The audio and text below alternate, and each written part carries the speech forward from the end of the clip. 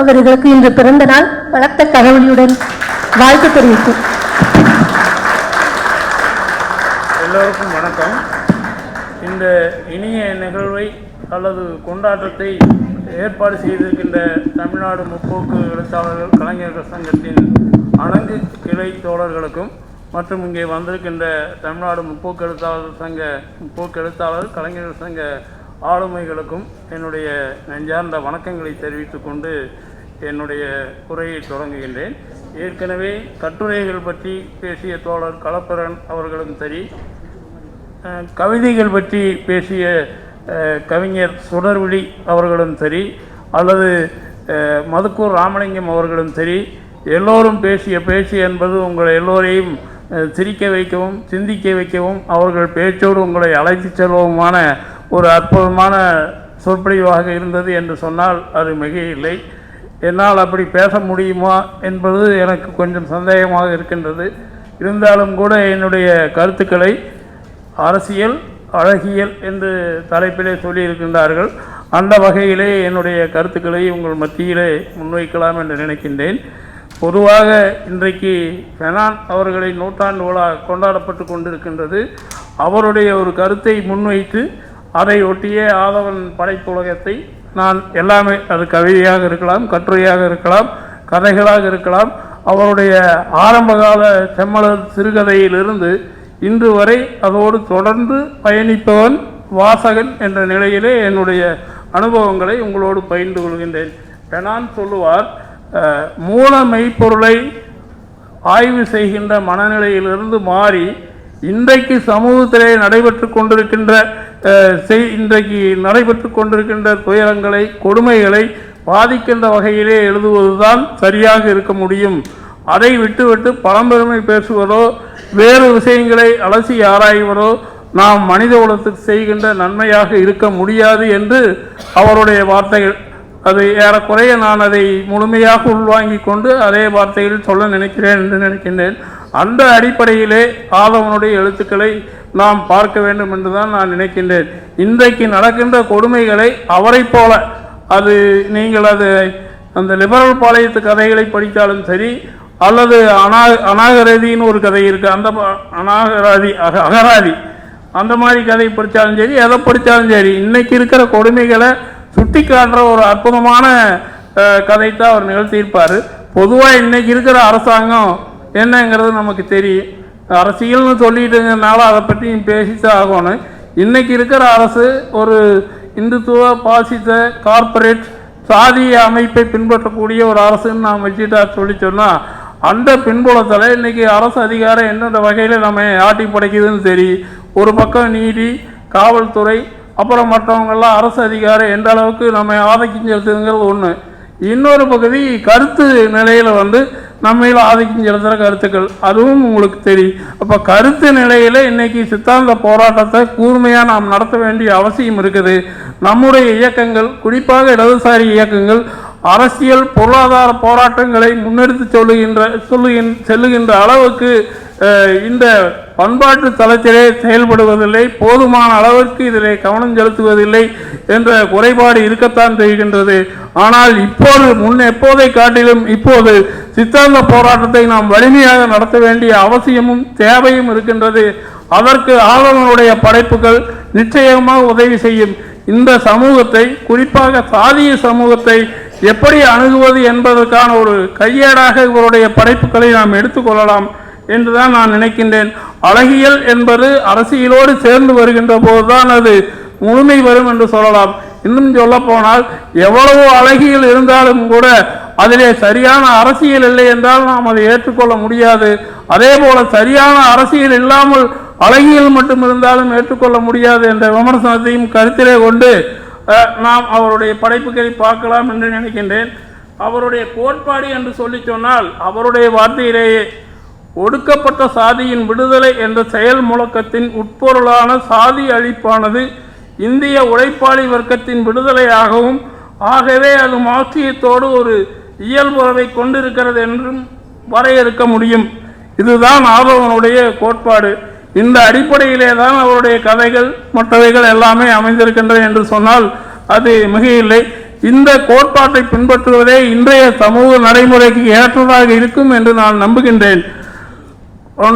இன்னொன்று, இந்த கதையின் இனி அடுத்து அவருடைய படைப்புகளுக்கு வரலாம். கதையின் தலைப்பு கடைசியில் இருக்கக்கூடும் என்பது ஒரு கதை. அந்த கதையை நான் மிகவும் ரசித்து படித்த ஒரு கதை. அது எல்லோரும் குறிப்பிட்டதை போல ஆதவனுடைய அந்த நையாண்டி அப்புறம் பகடி என்பதெல்லாம் நிறைந்து இருக்கக்கூடிய ஒரு கதை தான்.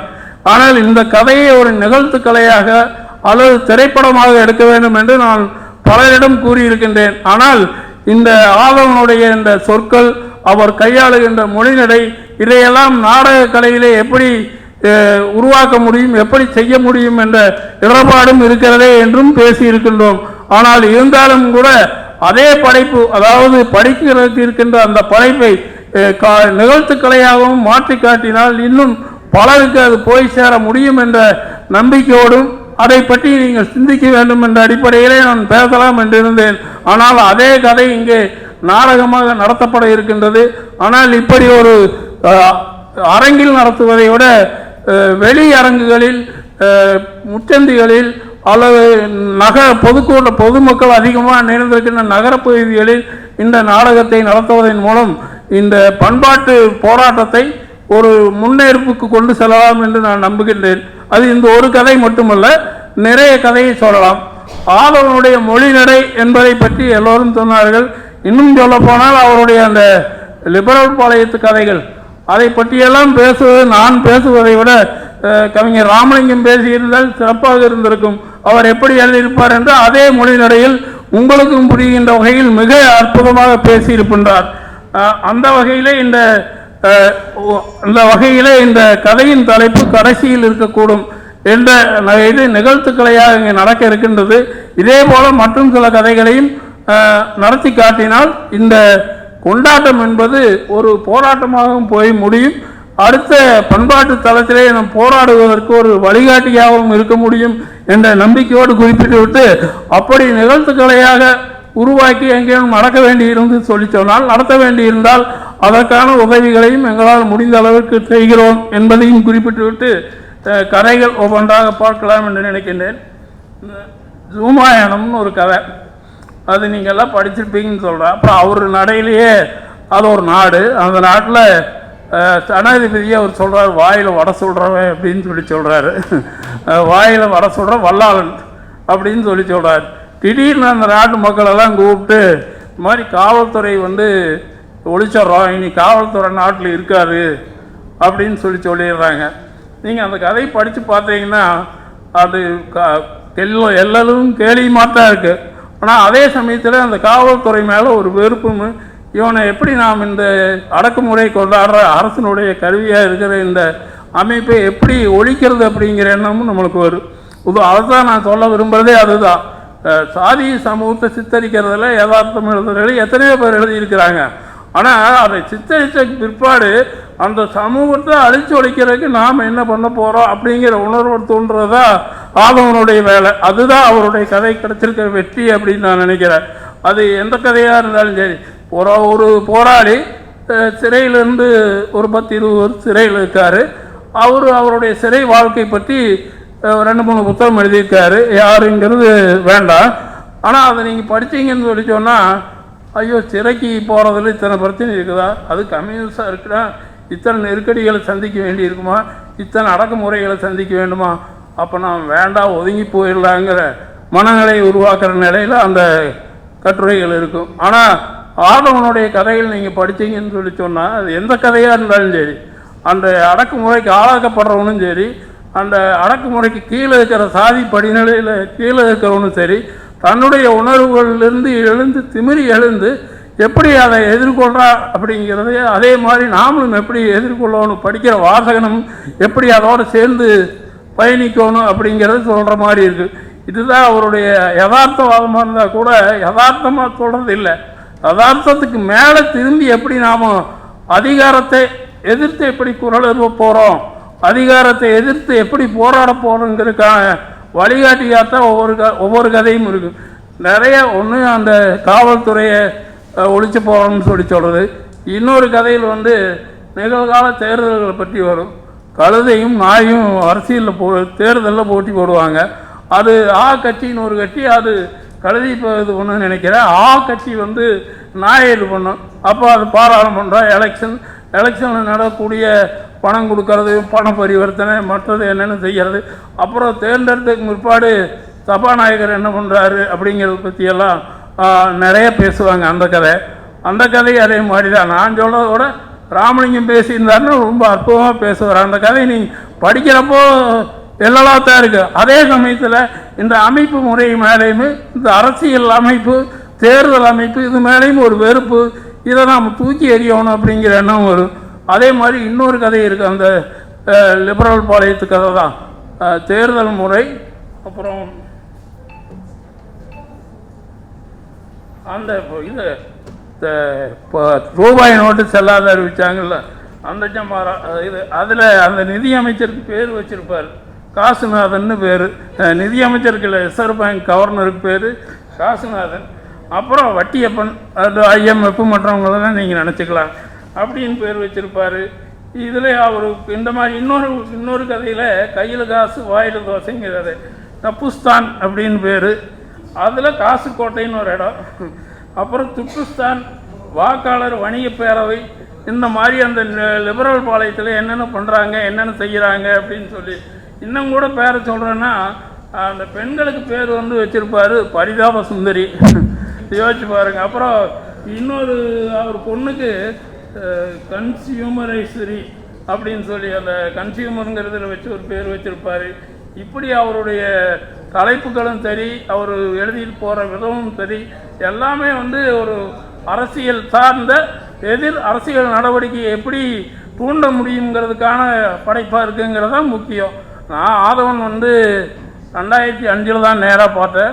அதுக்கு முந்தி இருந்து அவரை படைப்போடு படிச்சுட்டு தான் இருந்தேன். அதை படைப்போடு தொடர்ந்து பயணிச்சுட்டு இருந்த ஒரு சிறுகதை வாசிப்பாளங்கிற முறையில் 2005 சித்தூர்லேன்னு நினைக்கிறேன், ஆந்திராவுக்கும் தமிழ்நாட்டுக்கும் உள்ள பார்டரில் ஒரு அமைப்பு வந்து வடக்கு தமிழக கல்லூரி பேராசிரியர்களுக்கான பயிலரங்கு நடத்தினாங்க. ஒரு 3 நாள் நடந்தது அந்த பயிலரங்கு. அதில் கோவையிலேருந்து நானும் பாலச்சந்திரன் மற்றவங்கெல்லாம் கலந்துட்டோம், குறிஞ்சி எல்லோரும் கலந்துட்டோம். அந்த 3 நாளில் தான் ஆதவனோட நெருங்கி பழகிற வாய்ப்பு மற்றதெல்லாம் கிடச்சிது. அங்கே ஒரு நாடகம் நிகழ்த்தினாங்க. ஆனால் அது இவர் எழுதி நடித்தாரா பிரளயம் செய்தாரான்னு தெரியல. இருந்தாலும் கூட பவுனு குஞ்சுன்னு பேர். ரொம்ப ரொம்ப அற்புதமான ஒரு நாடகம். இன்றைக்கு கூட இன்றைய கல்வி முறைக்கும் போதனா முறைக்கும் எடுத்துக்காட்டாக இருக்கக்கூடிய ஒரு நாடகம். அந்த நாடகம் அதெல்லாம் பார்த்துட்டு ஒரு பெரிய பாதிப்பில் இருந்தோம். அதுக்கு முற்பாடு அவரோட நிறைய பழகிற பழக்கம், ஈரோடு கோவை எல்லாம் வந்தப்போ தோழர் SCRக்கு ஒரு ஆவணப்படம் தயாரித்தப்போ அதில் எங்களுக்கு பெரிய உதவியாக ஆதவன் இருந்தார். இந்த மாதிரி நிறைய சொல்லிட்டு போக முடியும். என்னுடைய வேண்டுகோளெல்லாம் என்னன்னு சொல்லி சொன்னால், பண்பாட்டு தளத்தில் நாம் போராடுறோம்னு சொல்லி சொன்னால் அதுக்கு இந்த மாதிரி படைப்பிலக்கியங்களை வந்து முன்னெடுத்துட்டு போகணும். அது குறிப்பாக சாதி ஒழிப்பு போராட்டம், ஆணவ கொலை, மற்றது எதுவாக இருந்தாலும் சரி, அதுக்கெல்லாம் இந்த மாதிரி படைப்புகளை வந்து நாடகமாக்கியோ அல்லது பாடல்களாக்கியோ வெளியரங்குகளில் கொண்டு போகணும்னு சொல்லி சொன்னால், அது முற்போக்கு எழுத்தாளர் கலைஞர் சங்கம், மற்ற இதர எழுத்தாளர் அமைப்புகள், கலைஞர் அமைப்புகள், இடதுசாரி அமைப்புகள் எல்லாவற்றுக்கும் மேலாக அரசியல் போராட்டத்துக்கு நிகராக இந்த பண்பாட்டு போராட்டத்தை நடத்துவதற்கு இது உதவியாக இருக்கும்.